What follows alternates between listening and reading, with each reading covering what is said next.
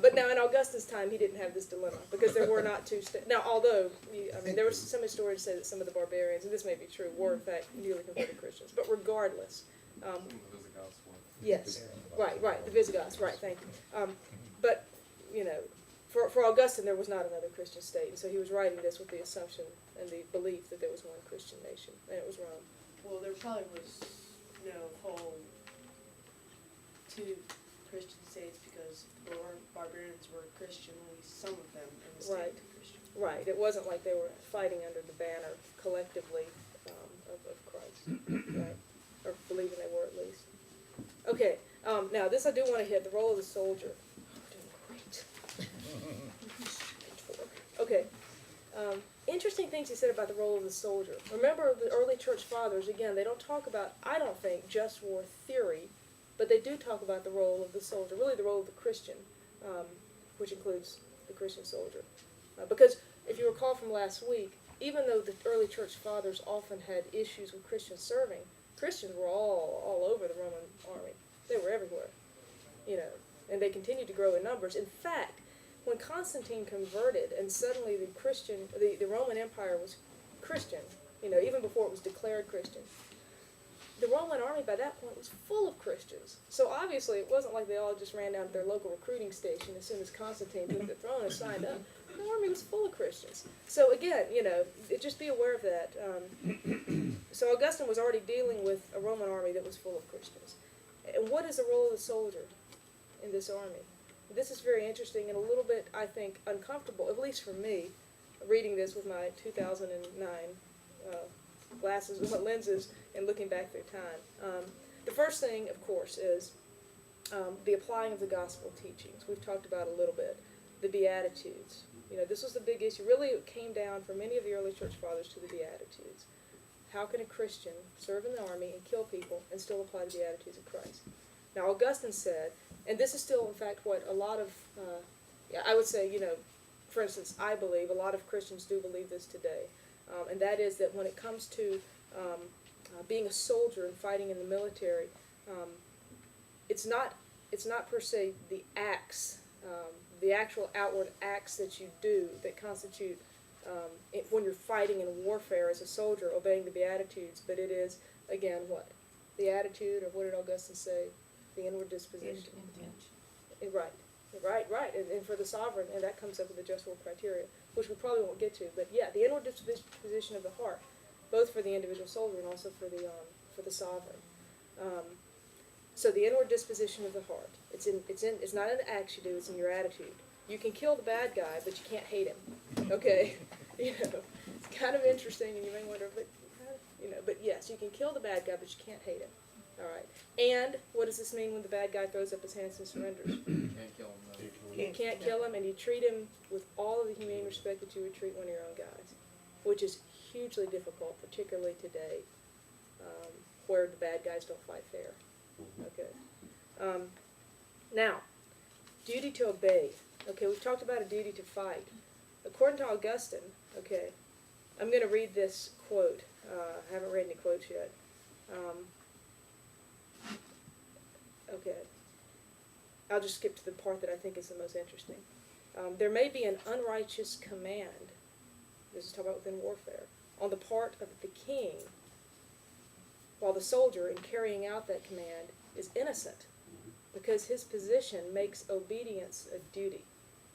All right. What Augustine is getting at is what? Unlawful orders. Right. And what does Augustine say about an unlawful order from a sovereign, from a commander? Follow it. Follow it. Yeah. That's right. Different. That That's kind of right. goes along with what Paul says, governors, kings, sovereigns, governors, whatever, have the God-given authority to give orders. Right. Although that may just refer essentially to Christian sovereigns, but yes. But I think you're right. I think that that's exactly what he's thinking about. That's a little uncomfortable after, World War II, for instance. Well, who But it- has to account for that at the throne in judgment? The sovereign. I think, yeah, absolutely, because the But soldier does the stays thinking in. Christian with a conscience who followed that unlawful order and knew it was wrong, bear any culpability? No, I think Augustine would say no, regardless I of the think order. God would say yes. It's okay. I tend to agree with you. This is why I think this is an uncomfortable part of St. Augustine's theory. I mean, obviously, and again, we've lived through history where the blind obedience of the orders has led to terrible things. Okay, so just be aware of that. But to Augustine, even if the soldier knows that that order is illegal, even if the soldier knows that that order goes beyond what is required, because Augustine certainly believed, if you look online when that post is outlined, certainly believed that you should treat the enemy with respect and humanely once they've surrendered. But what if the commander says, no, we're going to kill them. Their hands are up. You know what? They've thrown their weapons down. They are easy targets. That soldier, according to Augustine, is to obey that command. And that soldier remains innocent. Augustine was very clear on this. He didn't just write about this once. He wrote about it several times. Well, that has morphed, has it not? It morphed? Yeah. Oh, I think so. Yeah. So on what grounds, though? I think Who because, is as big and important as Augustine right. and could edit this morality? Well, this this morality or this doctrine has been certainly edited over time. Just over time? Yeah, Not by a single person as large as Augustine? No, not at all. But even in our century, it's been, I hate to use the term edited, but it's been refined by some of the conventions on the treatment of prisoners and so on and so forth. And of course now, think about the War Crimes the War Crimes Tribunal or the trials in Nuremberg. I mean, granted, we didn't try every soldier, nor should we have, I don't think, but even these commanders, I was just following the orders of my sovereign Hitler. Well, they didn't get away with that.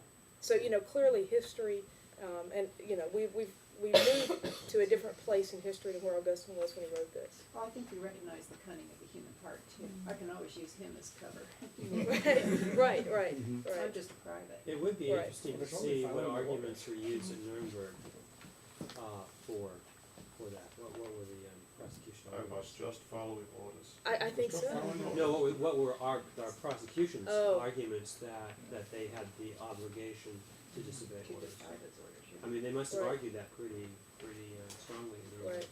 Right. Yeah, that's Interesting to look that up. Or was it It would already be. in place, or was that a novel argument at that time? And that's why there were the trials?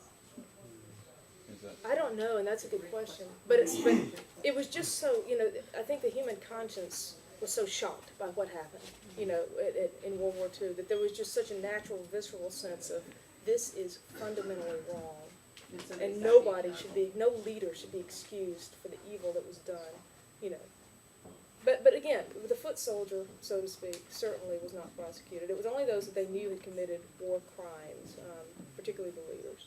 Civil law recognizes being an accomplice. Does military law, has that not recognized that sort of role, that supporting role? Right. That subordinate but supporting it does. role? Oh yeah, I think it's in criminal recognized. activity? It's included in the oaths of both enlistment and for officers taking commission that you will obey the lawful orders of the officers appointed over you. Right, that's right, That the was lawful orders, developed. that's exactly right, that's a good point. When you probably know this too, when you take your oath as an officer or an enlisted soldier, I will obey the lawful orders of those appointed over me. But when Not did the that- orders. What's the chronology of that? When did that come in? Right, I don't know. I guarantee you, I really don't know. That's a good question. Anyway, this is an interesting. Does Augustine's approach, is that based on just war, where it's implied that the cause is gonna be good, Yes, whatever's done yes. is good?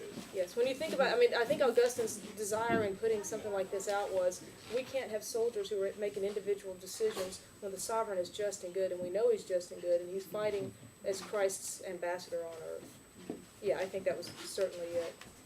I think it's important to keep in mind that Nuremberg was not a trial about just war. Right, It was a trial about war crimes. War crimes, So the that's division right. commanders weren't prosecuted. right, that's right, that's right. When I should say, the concentration camp, Yeah. those guys that, like Goebbels and people like that kind of masterminded the extermination plan, etc. Right, the guys on the field were never prosecuted, right. Okay, we are going to wrap this up, but what I would ask, if you're interested, Augustine's, he hits essentially every single item on your sheet that you have that is today's just war theory. He hits just about every one. And he has, I put a number of quotes, I'll have them online, like I said, hopefully by Monday or Tuesday. But, just to hit on the significance of Augustine, it's really, you can't underestimate the guy. So, if you're going to read one person on just war, or you're going to study just one writer, go back to Augustine. And I think it's helpful for this class if you're interested. If you're going to go back to one person, go back to Augustine, because he is truly the not just the jumping off point, but the guy that laid the incredible foundation that we see today.